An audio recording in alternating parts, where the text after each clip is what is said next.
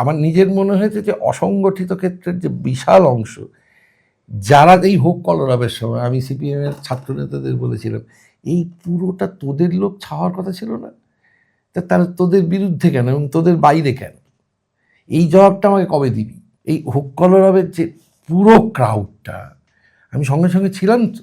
আমি যেমন ওই গুণ এবারে যে আমি তো সবসময় একদম মানে আমার পরে পুলিশ থাকতো।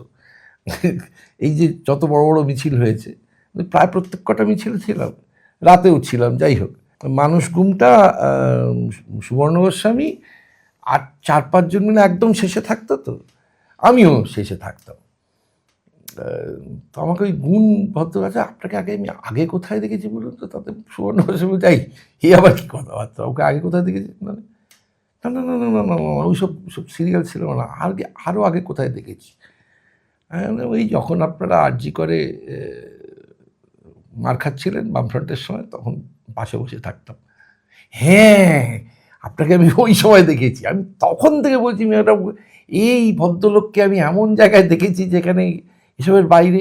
হ্যাঁ, তখন আমি ছিলাম আপনাদের সঙ্গে। তো আমার কাছে ওই বক্তব্যগুলো খুব জরুরি, যে এই যে 53% মানুষ আপনাদের ভোট দেয়নি, তাদের মধ্যে যে 42% মানুষ যারা একদম মানে যাকে বলে হচ্ছে মানে নিরন্ন মানুষ, তারা কেন আপনাদের সঙ্গে নেই?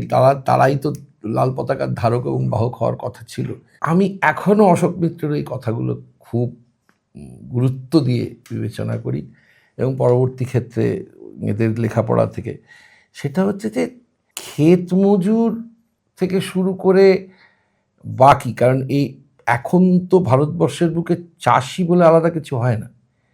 যে সময়টা সে চাষ করে না, সেই সময়টা সে শ্রমিক বা কোথাও একটা দোকান দেয়, আমি দেখেছি এটা। যাই হোক, তার একক, বিকজ একটা ইনকামে চলে না, একক কোনো ইয়েতে থাকতে পারে না সে।